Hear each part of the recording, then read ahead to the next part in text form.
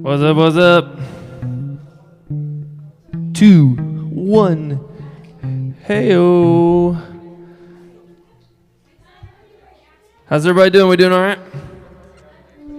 Yeah, kinda, sorta, maybe. It's cold in here. No, it's not. What am I missing? So, we're gonna play another Get Your Phone Out game. Wow. Okay? So this isn't going to be a caption this game, though, okay? But you are going to have to text me, okay? And I'll read them. But we're going to play a little version of Jimmy Fallon's hashtags game.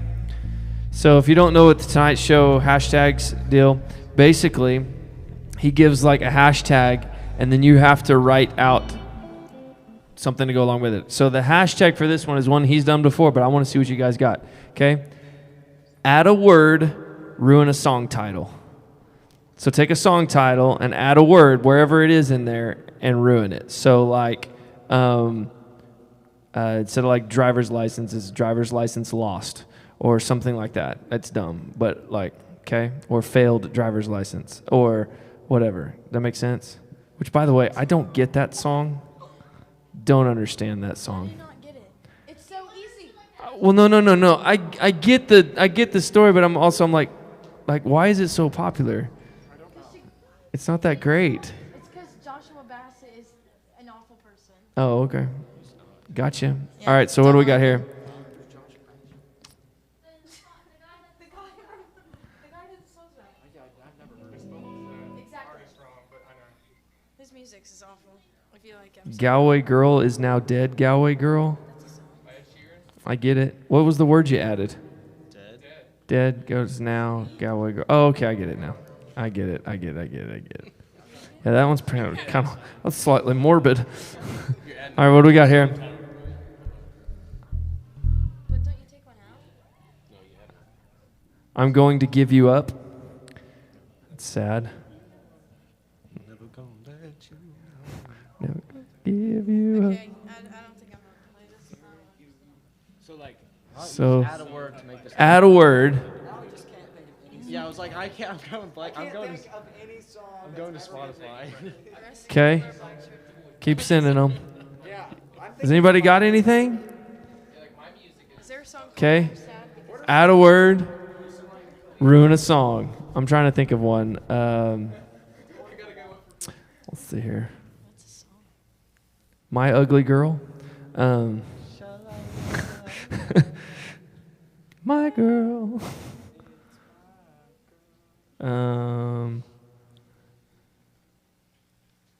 Y'all got anything? Nothing? Wait. I have one. Okay, come on, type them. Let's go. I'm Let's like go. a typer, dude. Let's What get do you them want from going. me? I don't get it. Oh, your location. You took a word out. I said add a word. I did add a word. The song is location. Oh, okay. Your location. That's creepy. Okay, your location is. Okay. Let's see here. I just don't feel like I have any songs that would fit well. So Tyler changed up a band name, Panic at the Funeral. That was good. Before You Go Poop by Louis Capaldi. That'd be a good one, E. Before You Go Poop. Lordy. Let's see here. Anybody got anything? What could be really fun, although it might get wrong, is to add a word to a worship song. Okay. Oh, gosh. Don't tell me twice. This is getting bad. Just one word? One word? That's the rule? Bigger than Texas? No. No? Okay, Brad. That's what I was literally thinking. That's what I was like. Bigger than... Oh, gosh. This is getting wrong. That was good. So Ethan, you said go, and you haven't said anything. Huh? It's because I can't use 2 words. Can't use. Okay. I was literally thinking what Cash was thinking. Ella, you're on your phone like you're gonna type me something, and you're just looking through songs. Everybody looking through their Spotify playlist and seeing how you can mess up a song. I mean.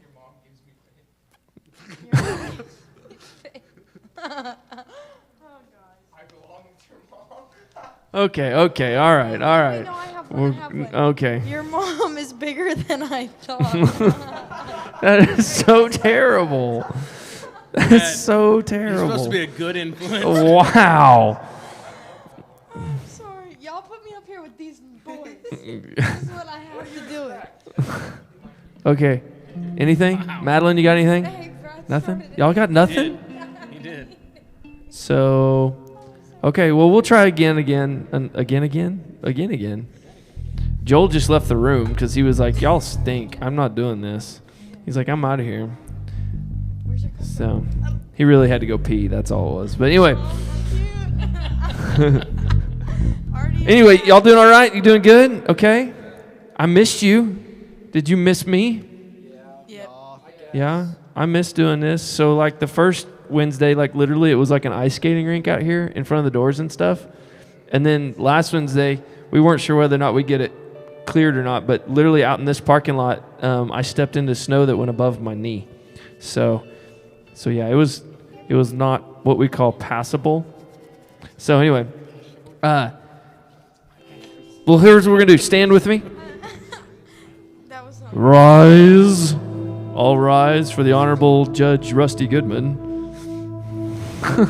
Whoa. Dishonorable Judge Rusty. No, I'm kidding. True that. All right. But anyway, no, before we get started, let's have a word of prayer. But I want you guys to kind of reflect on some things. It's been a little while, and we're going to talk a little bit about this later, kind of as a tag onto our Ruth study. But last week, technically, we began, not technically, literally, we began the season of Lent. And we would have celebrated, observed, not really celebrated, that's kind of a weird way to put it, but we would have observed Ash Wednesday. And so I want to just take a moment to kind of have a mini reflection on Ash Wednesday that we would have done, and we'll kind of make reference to that as we go throughout our worship service. But just where you are, just close your eyes. You know, as we kind of move closer to Easter, a lot of times it's just something that's on the schedule next. What's the next thing we have to plan? Have I got my Easter clothes yet? Some of y'all haven't even thought about it 'cause it's like 6 weeks away. You know, Kaylee was buying little Easter stuff for the kids this past week. And sometimes we just think of it as that next holiday, but really the season of Lent and Ash Wednesday leading into that gives us time to reflect and refocus. And the whole idea around Ash Wednesday is based around Jesus' 40 days in the wilderness, and also looking back towards the 40 years that the Israelites spent in the wilderness on their way to the Promised Land. And the idea is to take those 40 days to stop and maybe give something up in our lives that help us focus. It started out as fasting in the early church and has become different over the years. That's not a bad thing. It's just it's changed. And so maybe you haven't ever observed Lent, or maybe you are just thinking about it as something that's in your pocket if you've had jeans for too long. But Lent is really a season of reflecting on that time that Jesus spent in the wilderness, as well as what the cross means and what the resurrection means. And so as we move closer to Easter, I'm going to challenge you over these next few weeks to observe Lent in your own way. And whether that's giving something up or adding something, some people will do something extra, but I just want to challenge you in that. And we'll talk a little bit more later, but in this moment, I want you to just take the time to stop, slow down, and ask God to help you focus on what He has for you tonight. And help maybe bring something into focus that has been maybe a distraction in your life that you could set aside this time of Lent. But just in this moment, just take a moment to pray to yourself, to bring your focus in and to hear from God tonight.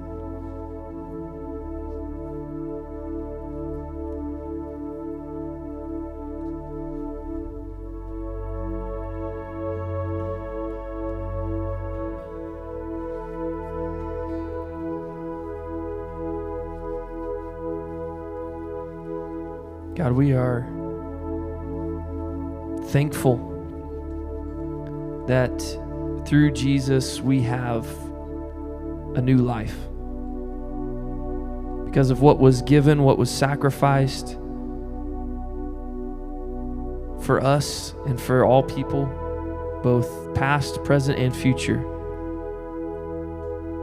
God, we are thankful for it. So God, help us to take this time, not only just in this place in this time, but also this time we have leading up to Resurrection Sunday, to focus in on you, to be challenged on what it is to set aside the things that distract us, to maybe give up something or give something that causes us to focus more on you and what you have done through Jesus.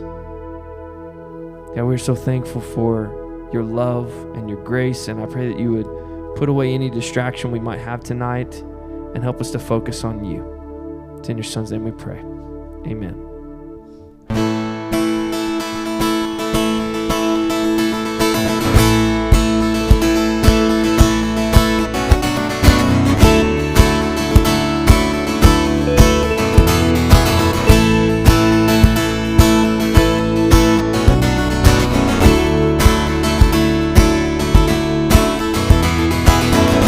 There are walls between us. By the cross you came and broke them down. You broke them down. There were chains around us. By your grace we are no longer bound. No longer bound. You called me out of the grave. You called me into the light. You called my name and then my heart came alive. Your love is greater. Your love is stronger.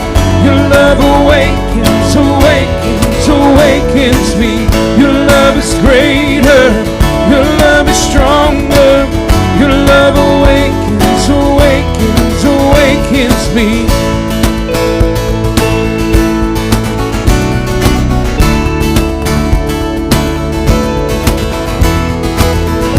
Feel the darkness shaking. All the dead are coming back to life.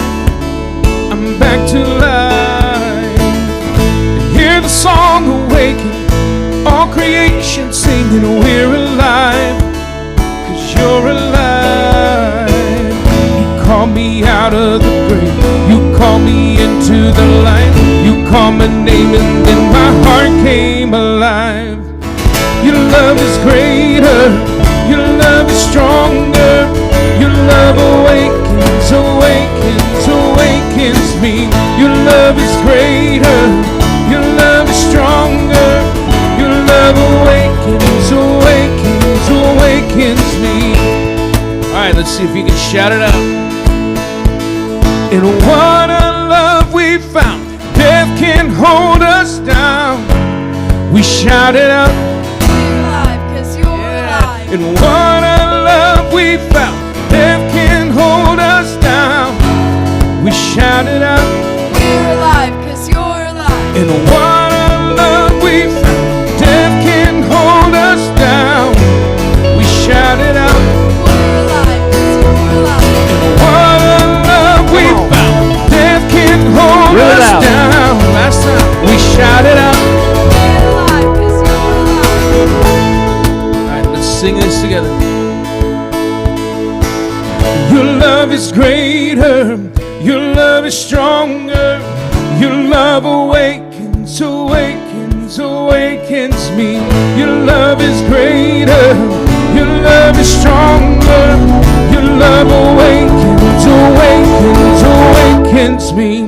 Your love is greater. Your love is stronger.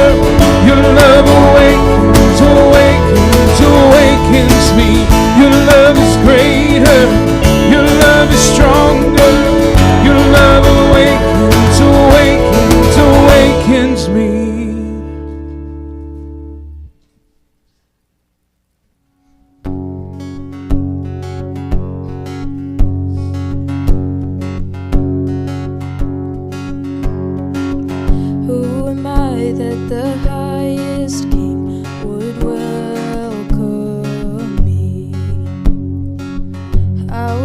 lost, but he brought me in. Oh, his love for me. Oh, his love for me. Who the Son sets free, oh, is free indeed. I'm a child of God. Yes, I am. Free at last, he has ransomed me. His grace runs deep. While I was a slave to sin, Jesus died for me. Yes, he died for me.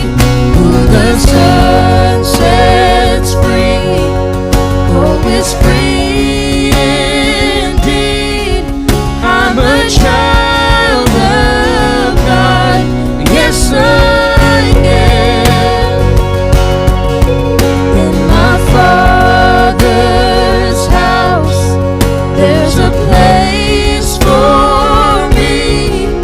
I'm a child of God. Yes, I am. I am chosen, not forsaken. I am who you say I am. You are for me, not against me. I am who you say I am. I am chosen, not forsaken. I am who you say I am. You are for me, not against me. I am who you say I am. Yes, I am who you say I am. The Son sets free, oh, is free indeed. I'm a child of God. Yes, I am. In my Father's house, there's a place for me. I'm a child of God. Yes, I am. In my Father's house, there's a place for me.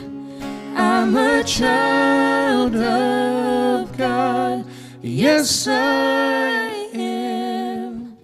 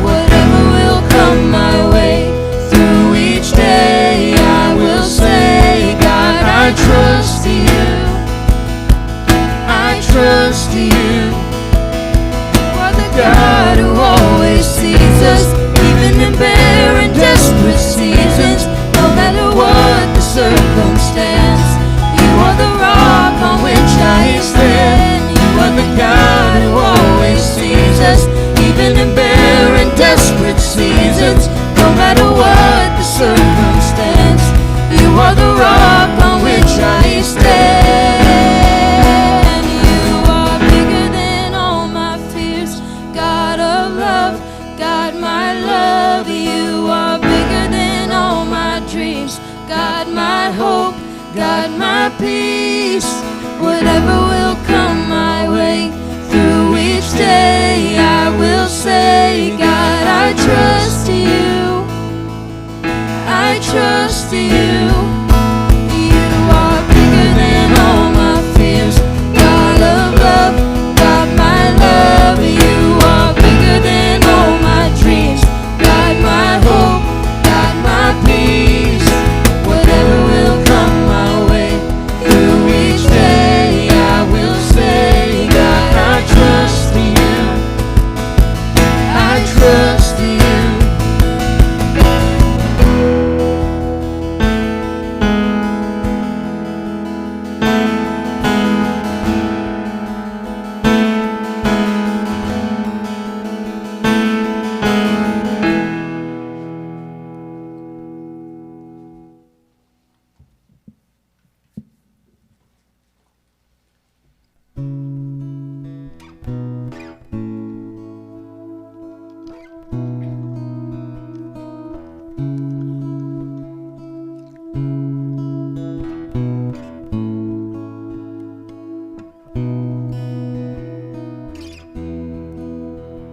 All the money that the world could hold, mountains made of solid gold, and riches that could buy my dreams.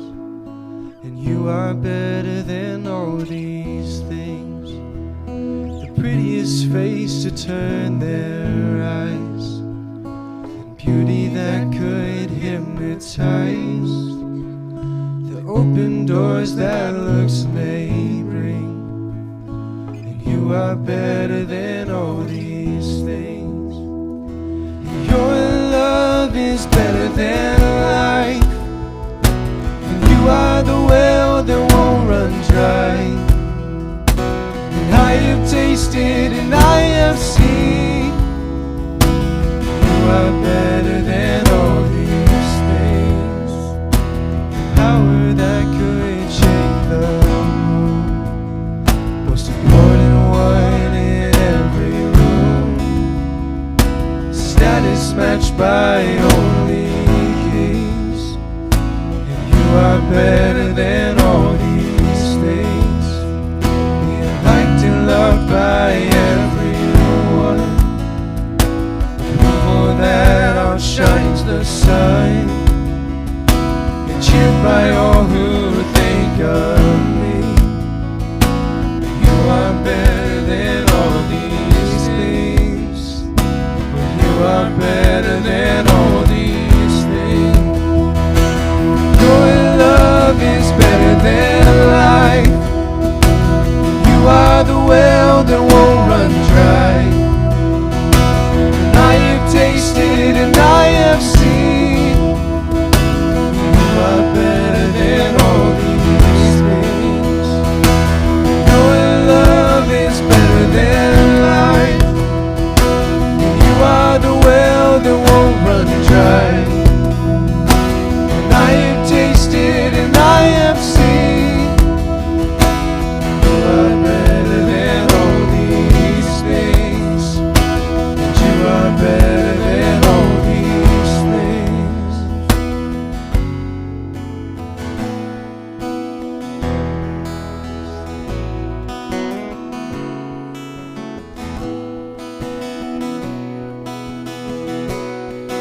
Oh, I know you're better than all these things. And I know you're better than all these things. And I know you're better than all these things. And I know you're better than all these things. Oh, I know you're better than all these things. And I know you're better than all these things. Oh, I know better than all these things. And I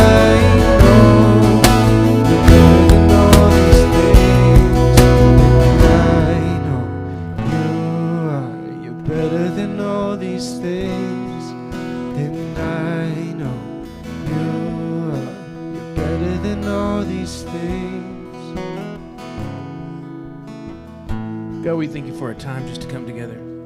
It's been a few weeks since we got to do this on a Wednesday night. So it feels more like a privilege this time, even though it is every time. Because we take for granted so much that you give us and so many opportunities that we have. We forget how amazing your love is sometimes. We forget how amazing your grace and your mercy is. We need to be reminded of that. So God, I just thank you for us being able to get together tonight, number one, and then to be able to worship you, God, and then be able to hear from you. And I pray that we would listen and heed as you speak tonight, and that we'd all walk away changed, God. I thank you for these youth and for them being here tonight, and I pray that you just continue to lead and guide and direct us. And we say we love you and we praise you in Jesus' name. Amen.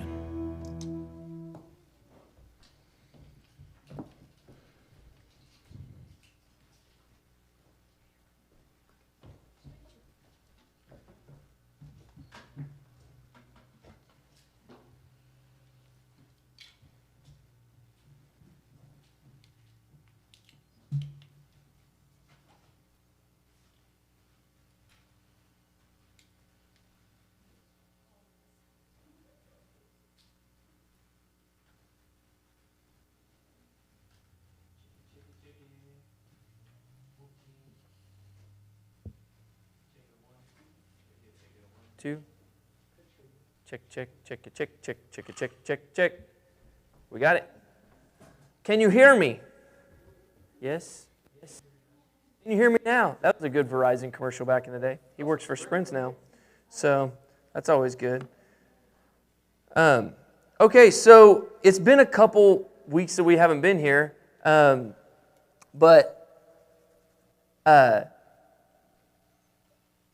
we wanted... I was debating on whether or not I was like, okay, I was planning on starting a new series for the season of Lent. And we were going to do a series during Lent. And I was like, okay, do we go ahead and just start our Lent series? Or since we didn't get to finish Ruth, do we go back and finish Ruth? And as you can see from the logo up on the screen, we're going to finish Ruth. And so tonight, we're going to kind of continue what we talked about 3 weeks ago or so. 3 weeks ago. And kind of hit that, but we're going to hit it from a different angle this time when we talk about relationships. So we talked more about friendships the last time we talked about it and talked about Ruth and Naomi's relationship. Even though it was a mother-daughter type relationship, it wasn't a blood mother-daughter relationship. And actually, Ruth ended up being more of a friend to Naomi through that and kind of walking through that. Does anybody remember anything we talked about 3 weeks ago talking about Ruth and Naomi? Anybody? 3 circles, yes. We're coming back to that, so I'm going to pause you there. But go ahead, Joel. Okay, say that again. Oh, I thought you said the corners of the cross. I was like, how do you harvest a corner of a cross? But how they harvest. They left the corners for those that in the crops, not cross. I understood now. For those that were in need. And so she was harvesting those corners, and Boaz was there, which we're going to get to more Boaz in a minute, okay? Anybody else? Remember anything else?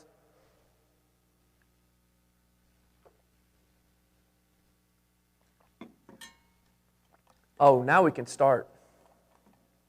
Jackson's here. Cash says it's time to go. I'm just kidding. Anybody remember anything? It's okay, it's been a while. I get it. So basically what we talked about is kind of the relationship between Ruth and Naomi, and how Ruth was loyal to her even though it wasn't expected of her. And what she did going above and beyond. And, does anybody remember the line that Ruth gives Naomi when she says she's going to stick with her? Anybody know it? Wherever you go, I will go. Your God will be my God. Your people will be my people, that kind of thing. And so, because remember, Ruth is a Moabite woman. She's not an Israelite. She married into an Israelite family, okay? And so, Ruth is now a part of Naomi's family. Naomi's husband dies, leaves her a widow, but she still has her sons. And then her sons die, and so it's just her and her 2 daughters-in-law who are both Moabite women. And so she decides then they had moved to Moab, and they're going to go back to Israel, okay? So Naomi's going to go back to Israel so that maybe possibly she can find some family or something to help or things like that, but at least because the famine was over in Israel, which is the reason why they went to Moab, that she's going to go back and try and figure out how to go on about life. And so the other daughter, and her name is blinking in my head. I'm going to remember it, and I'm looking at it right now.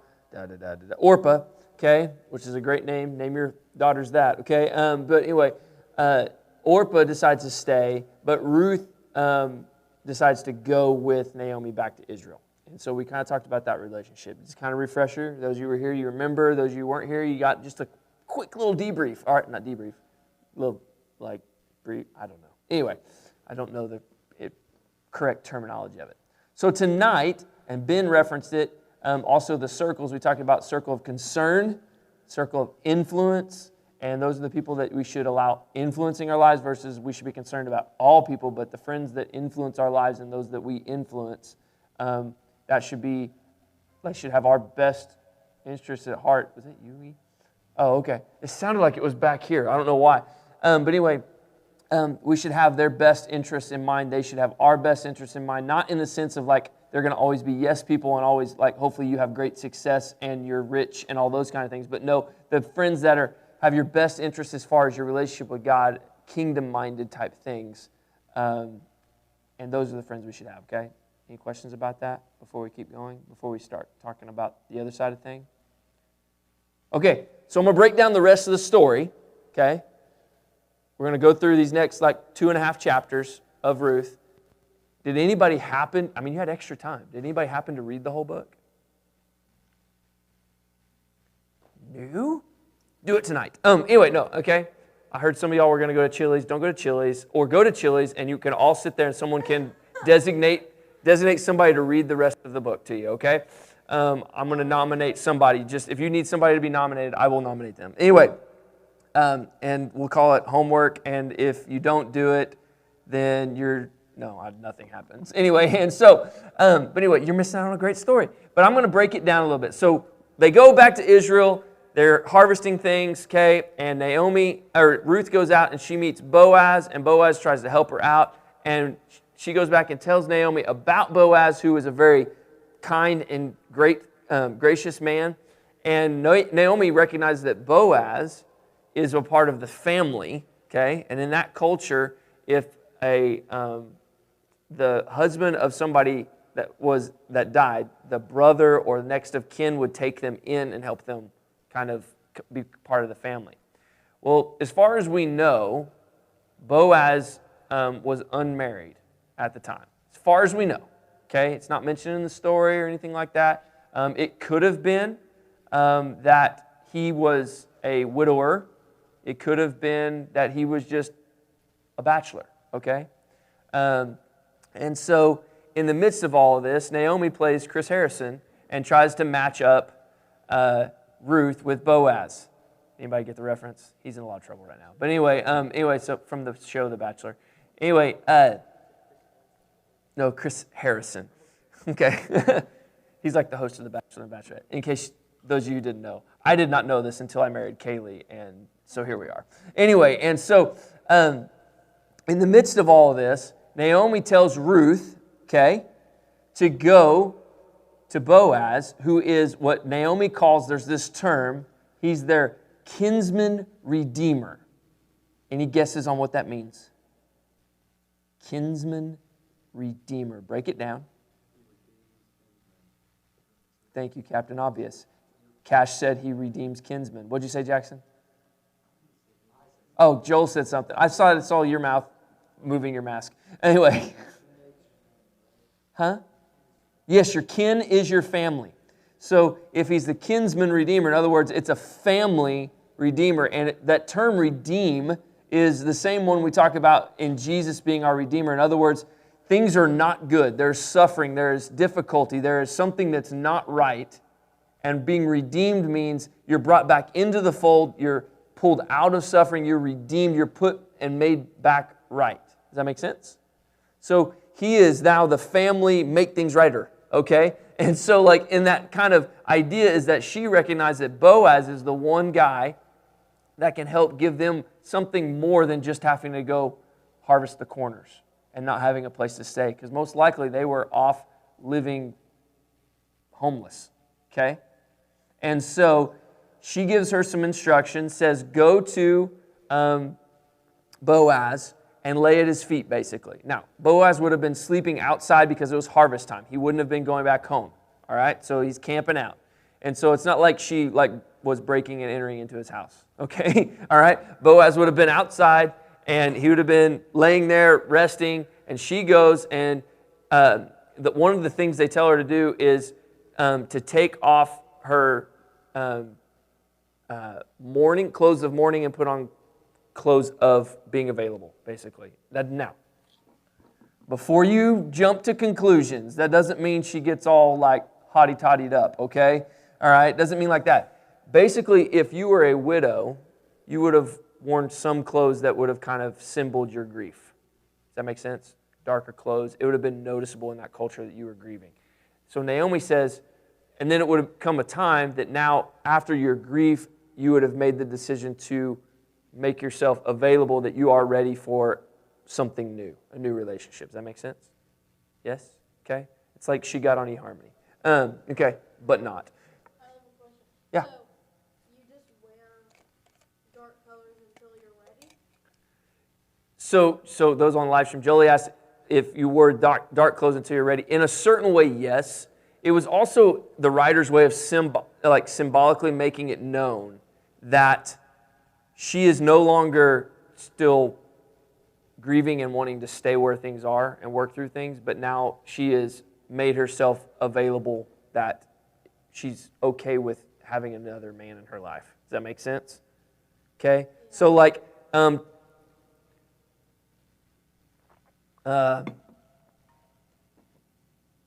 to think of the best way to put this to relate it to nowadays society.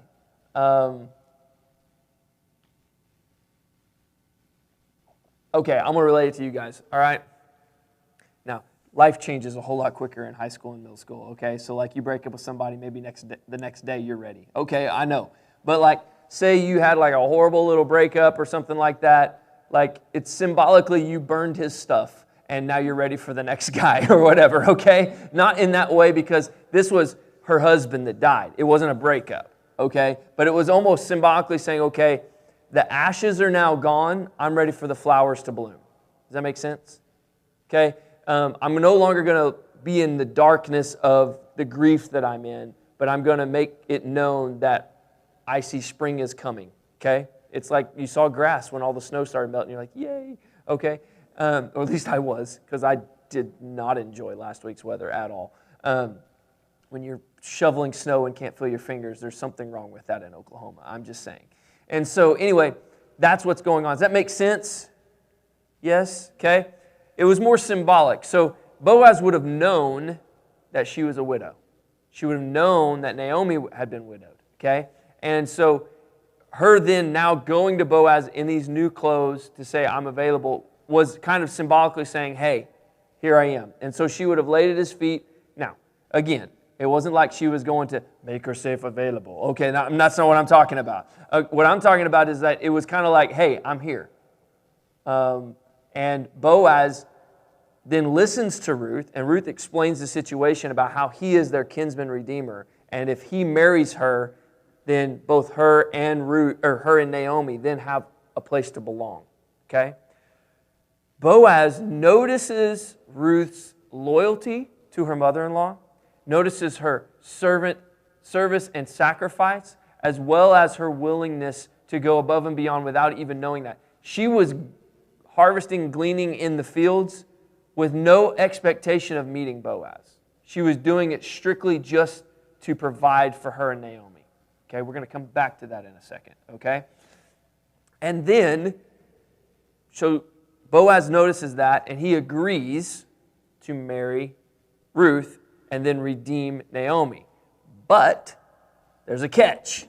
Boaz finds out that there's actually another relative in the line that is closer than he is. Okay?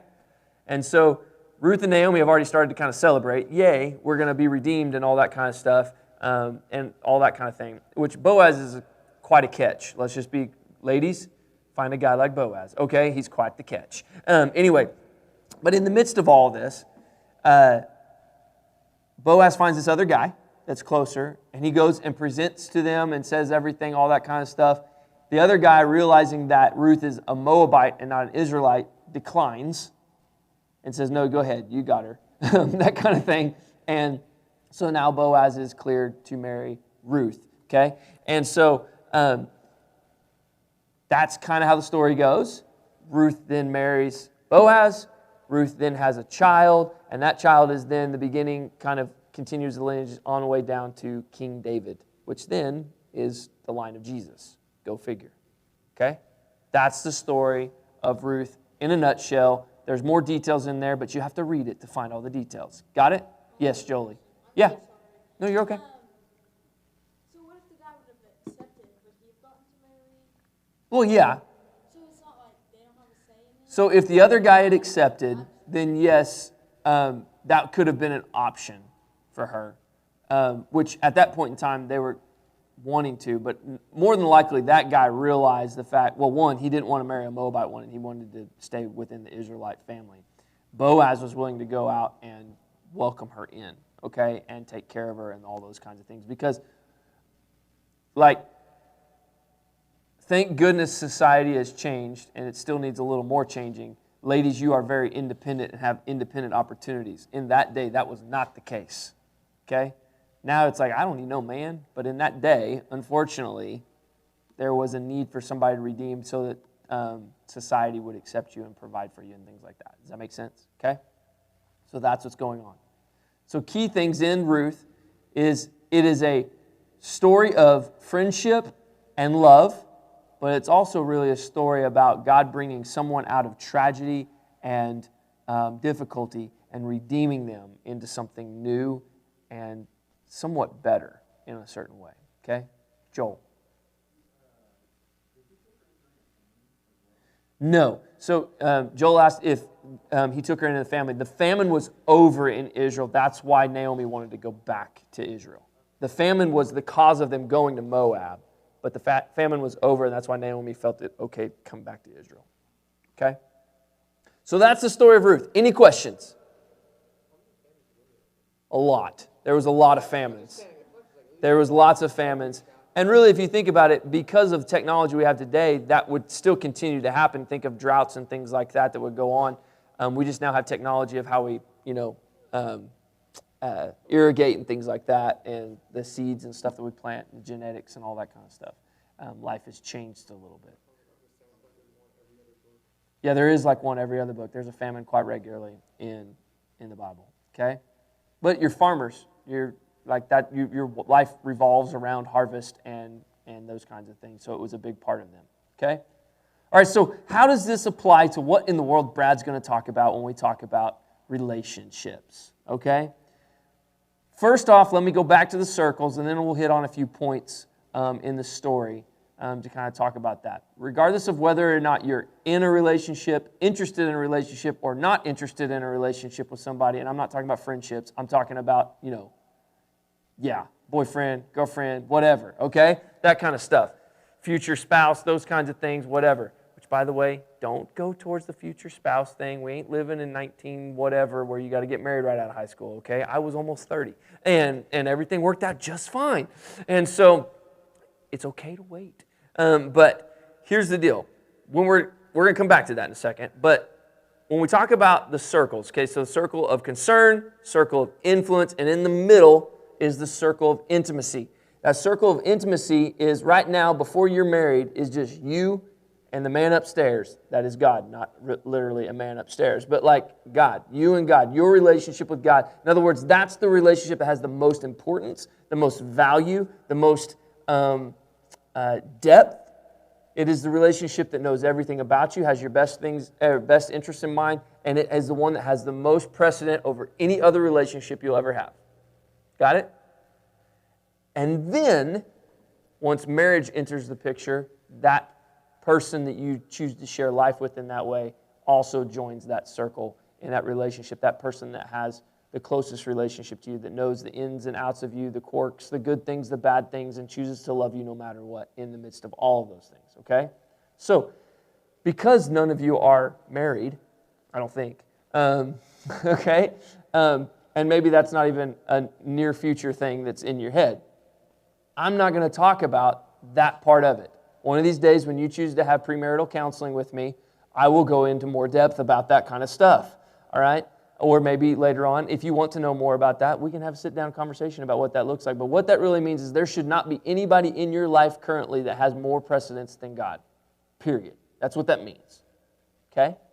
And so in the midst of that, yeah, it's great to have people that are close in that circle of influence in those relationships. Obviously, you should choose to date somebody that's in your circle of influence. Does that make sense? Like, don't date somebody in your circle of concern, because that defeats the whole purpose. They can't jump circles, okay? All right, that doesn't make sense. You got to keep driving straight through the line, okay? So what that means is like, don't choose to date somebody you don't know. Unless for some reason you're matched on eHarmony randomly in the midst of like you're 29. I'm just kidding, okay? but no, like even Kaylee and I, even though things kind of moved quickly, I knew her really well before we made any commitments to each other. Does that make sense? Like, yes? Okay? So she entered my circle of influence before anywhere we talked about the circle of intimacy. Does that make sense? Okay? That's the same for you guys. Okay? Don't jump circles. That's one you can write in the book. Tweet it later. Okay, no, anyway, don't jump circles. But here's kind of what that looks like, and what are some things we can learn from Ruth and Boaz about relationships. The first one, okay, is how do we determine whether or not it's okay to jump into something like that in that kind of relationship, okay? Got your eye on somebody, he's cute, she's cute, whatever, that kind of stuff. I like them, they make me laugh, whatever. We walk through the halls and they give me funny feelings. Okay, whatever, okay? Whatever it might be. I learned this story, and I'm going to kind of make reference to it. Boaz noticed Ruth, but Ruth wasn't trying to be noticed. Let me say it again. Boaz noticed Ruth, but wasn't trying to be noticed by Boaz. Okay? If you have to try real hard to get noticed, it ain't worth your time. Just going to throw that out there to you. If they ain't noticing you and you got to go jump through hoops and go something crazy, that doesn't necessarily mean you need to make that effort, okay? That doesn't mean that you can't, like, go get to know them. But, like, don't automatically fall in love with somebody that you had, like, didn't even know you existed, okay? Follow me, all right? Rusty and Melinda got a funny story of how they got there, and even though Rusty was already there, Melinda wasn't quite sure yet, okay? He wasn't jumping into it not knowing her, okay? And she was noticing him, whether she wanted to admit it or not.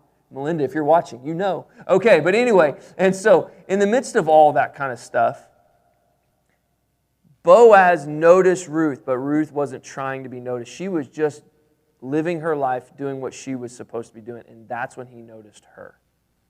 Okay? You follow me? Do I need to spell it out anymore? I'm going to. Okay?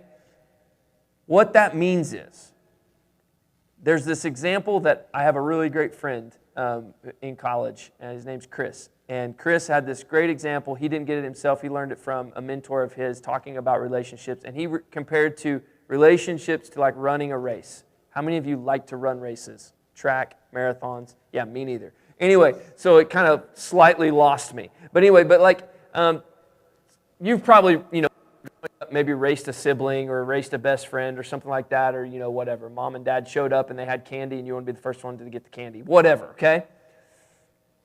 But think of relationships like running a long distance race, 5K, half marathon, so on and so forth. Not a sprint, okay? And while you're running, hey, I'm running. And you notice someone's running next to you. Like, oh, hey, what's up? And you just keep on running. And as you keep on running, you notice, hey, that person's still kind of running next to me, and I'm kind of interested in them. You have a conversation, okay? And you keep on running. Before you know it, that person's continuing to run alongside you, okay? What that means is it's not like they're running alongside you because they're, like, forcing themselves in the situation, but you guys are on the same pace of life. Okay?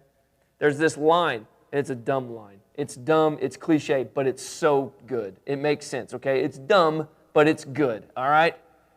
The right person at the wrong time is the wrong person. Okay? It's a dumb line, but it's so true.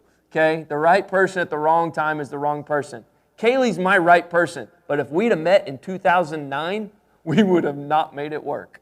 Okay? She and I both were in two totally different worlds. Okay? Like, she was, homecoming queen in high school, and I was barely recognized, okay? And that kind of stuff. And different things. But she had different things going on in her life than I did at that time, too. Does that make sense? She was the right person, but it was the wrong time, which we didn't know each other existed at that point in time, okay? But the right person at the right time is the right person. Does that make sense? Okay? So, that's where the running thing comes into play. It's not that either one of you are trying to get noticed. It's that you're noticing as you're living life together. That's why the circle of influence is important, okay? Now, there's different ways that you have meet cutes. You know what a meet cute is? Anybody know what meet cutes are? It's a movie term about how a couple meets in a movie, okay? The meet cute is like how they first meet. So, I'm trying to think of a good movie where they meet. Give me a movie that's a romance. Hitch. So they meet at the bar, right? Okay, they meet in that restaurant bar or whatever. Him and what's her name? Will Smith and what's her name? Oh my gosh.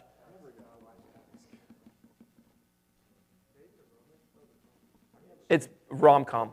It's a rom-com. Hitch? Have you never seen Hitch? Oh, Jolie. It's so funny. It's a classic Will Smith movie. It's a good one. I like Will Smith, but It's good. Eva Mendes. So anyway, but like it's when they meet. So like think about that kind of stuff. There are going to be different ways that you meet somebody. School, class, eHarmony, okay, whatever it might be. All right? Okay? But the important part is not how you meet, but what you do after. Does that make sense? That's the more important part about the relationship. Okay, those are just hint. That's like future relationships. So here's the bigger question, and this is like going off script, okay? Brad's going off script. This really doesn't fit with a whole lot of Ruth, okay? Because they got married pretty quick. They were like Brad and Kaylee. Anyway, and so she was my kinsman redeemer, though. Anyway, so like in the midst of all of this, she's going to get a kick of that if she's watching at home. But you guys are most likely not interested in the whole marriage thing yet, right? Anybody like, hey, I want to get married tomorrow? Cash said, ooh. Okay, all right. Okay, yeah. But anyway, so like, that's not really like in your like goal right now. Maybe one day, right? Okay, maybe one day. Some of you like, nope, never. Anybody a nope, never marriage kind of person? Okay, that's fine. All right. So in the midst of it right now, most of you are probably got the question of like, so like, what's the right way to date? Like, how should I date? Should I date? Should I not date? Whatever. Does that make sense? Okay? And so here's kind of Brad's 2 cents on this. This is from several years of being my own dating, as well as several years of watching teenagers date, okay? And I've learned lots of different things about what works, what doesn't work, and all that kind of stuff. And here's the weird thing. So when Brad first started out, why am I talking in third person? When I first started out, when I first started youth ministry, okay, I had this saying that I made my youth repeat. Does anybody know the saying? You can't date until I get married. So the saying was, I promise to not date until I graduate or Brad has a mate, okay? It was a funny thing because at the point in time, it was like Brad wasn't getting married anytime soon, okay? I was 22, 23, and not really looking at it, okay? And so in the midst of all that, in 2015, that went out the window because Brad got married, all right? And so like I had to adjust it, but really it was a silly thing and it was an impractical thing, okay? To tell you guys to not date is actually, like I go back on it now, a dumb thing, okay? Like, it's okay to date. Okay, hear your youth pastor say that. However, there are certain ways that you can date that are healthy, and there are ways you date that are unhealthy. Okay? So, here are just a few things that Brad can throw out to you. Are you ready? Do you care? You care? Okay, you do care. All right, that's good. That's good. I'm glad you care. So, oh man, my notes went away. Dadgummit. I don't want to miss these because these are very important. Where did they go? Oh, they closed out. What did I do? Hang on. Give me 5 seconds. 5 more seconds. Oh, come on. Please hurry. Please hurry. Please hurry. Where's it at? Where's it at? Where's it at? Where's it at? There we go. Okay, keep going. Okay. It's loading. I don't know why it unloaded, but that's okay. I don't know why it unloaded. I apologize. What time is it? Oh my gosh, it's time to quit. So these are going to be quick. All right, I'm sorry. Why are you not loading? Okay. There we go. Boom. Okay. So first off, before you are interested in dating on like how to date and all that kind of stuff, here's some questions. And if you like to write things down, this is a great time to write things down because Brad's going to give you 4 points. Okay, so should I date? Here's the things you should consider. All right? Don't date just to date. If you're just going to date because everybody else is dating and you need somebody to take the prom or whatever, that kind of thing, that's not a good reason. Okay? Guess what? Brad did that. I dated sometimes just to date because I don't know why. I'll be honest with you. I don't really know why. Date a girl just to take her to prom? Because that's the example you first gave. So, no. It wasn't just, no. So at the time for prom, she hadn't been given permission to date. So took her to prom in hopes. Didn't work out. So no, I did not. No. I did not date someone just for prom, okay? Okay? Just so you know. Don't throw me in that category. Ladies, don't be mean to me. Okay, so anyway. All right, so that one. Don't date just to date. 2, why do you want to? If you don't have an answer to that question, then, like, duh, okay? Like, you probably shouldn't. And my wife is texting me, The Holiday, duh. Anyway, oh, that's a great movie. That's Holiday. The Holiday, you know, Cameron Diaz, Jack Black, Jude Law. Who's the other one? Anyway. I was like, anyway, great movie. If you haven't watched The Holiday, it's a great movie. Has anybody watched The Holiday? Anybody know what I'm talking about? Oh my gosh, I think it's on Netflix or Prime. Anyway, you got to watch it. It's a good movie. It's a good rom-com. But it's like perfect about meet cutes. Anyway, side note. All right. So anyway, so why do you want to date? Answer the question, okay? 3rd thing. Dating is about the journey, not the destination. In other words, date to get to know somebody. Does that make sense? Don't use it to be like automatically you're dating and all of a sudden like your lifelong partner is just like that. Okay? Get to know somebody. See who they are. Find out their quirks. Can you live with their quirks? That kind of stuff, all right? That's why you should date, because you're interested in getting to know that person. Not because you're like, I just want him to be my boyfriend or girlfriend like now, okay? Dating should not be the focus. In other words, like in your life right now, in relationships, if your complete focus is just on dating on that one person in your relationship and your friends don't exist, your school doesn't exist, your family doesn't exist, pause and reevaluate, okay? There's a lot of things in your life that should take precedence over that relationship right now, okay? If you ditch your family just to go be with the person you're dating all the time, guess what? Your family's more important right now. Just throwing that out there, okay? Just throwing that out there, all right? Any questions? No? Yes? Okay, moving on. Who should I date? Well, first off, they should be in your circle of influence. I mentioned that earlier, all right? That's a given. Don't jump circles. Hashtag don't jump circles. Anyway, do they respect you? Ruth and Boaz. Boaz respected Ruth, valued her, okay? Do they respect you, or are they just objectifying you? Anybody who objectifies you should not be in relationship with you. You are not an object. You are a human being, okay? You make your own choices. Don't let somebody objectify you, okay? Don't missionary date. Anybody know what missionary dating means? Oh, I know what it means. Okay. Sorry. Go. Am I supposed to Yeah, say it, Jolie. When you date someone, but you're like trying to get them, it's like, oh, I'm gonna change you. If you're dating to change somebody, guess what?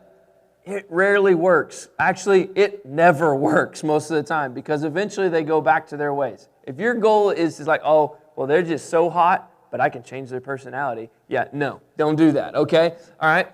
Don't date to change somebody. Don't missionary date. Last thing, get good advice about dating, okay?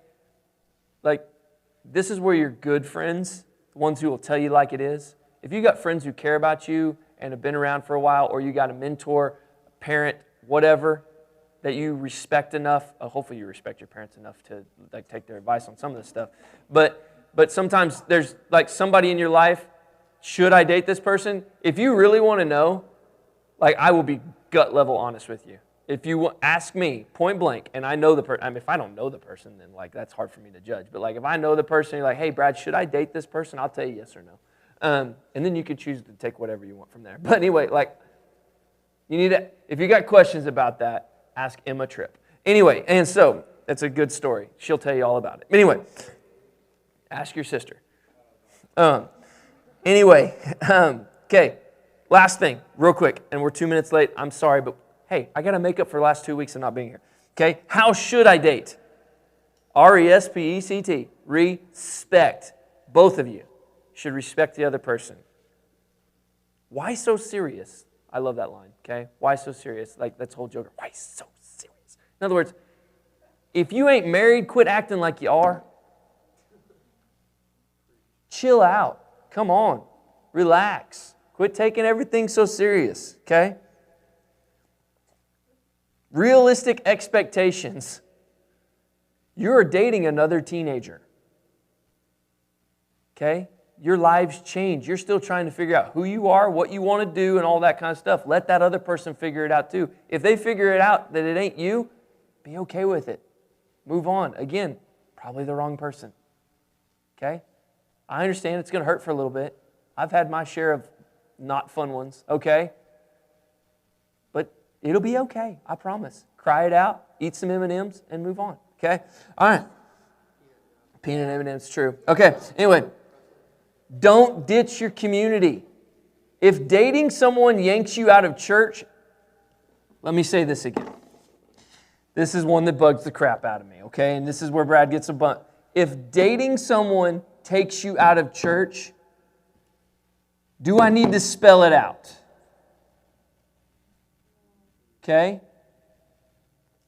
Like, that probably is not the right person. That doesn't mean that, like, here's the other thing. If you're dating somebody from another church, it's okay for them to keep going to their church and you to keep going to your church. That's okay. Okay? All right. Now when you get married, that's a whole different thing. But anyway, last one. Infatuation is not love. Okay? Infatuation goes away, by the way, in case you were wondering. Like you're going to be all Twitter-pated.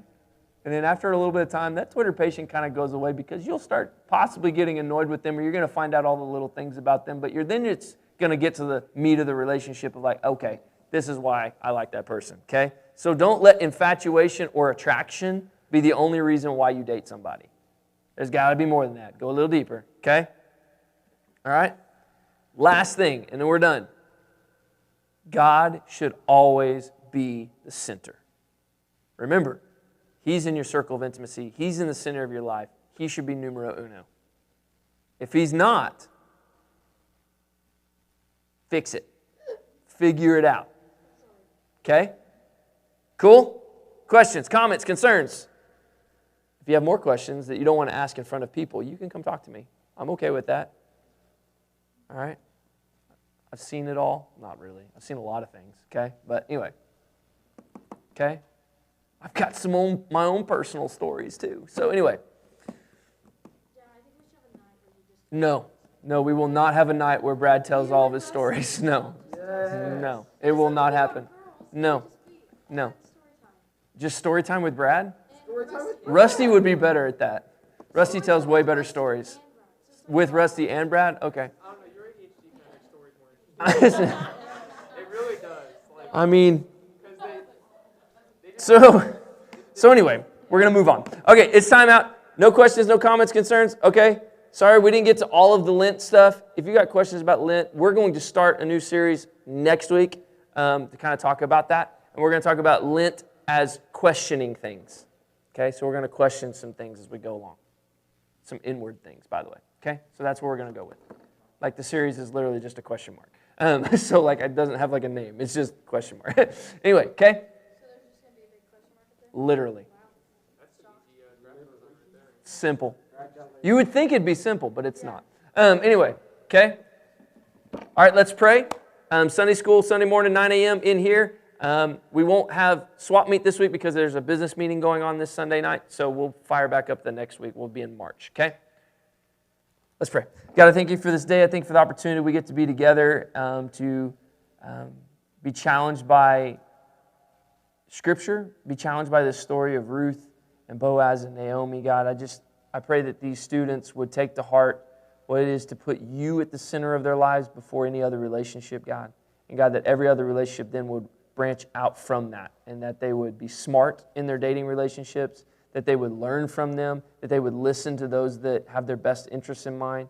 And God, that most of all, you would guide them and give them discernment in what they're supposed to do in their lives. God, we thank you so much for your love and your grace. And as we go from here, may we show that love and grace to the world around us. It's in your Son's name we pray. Amen.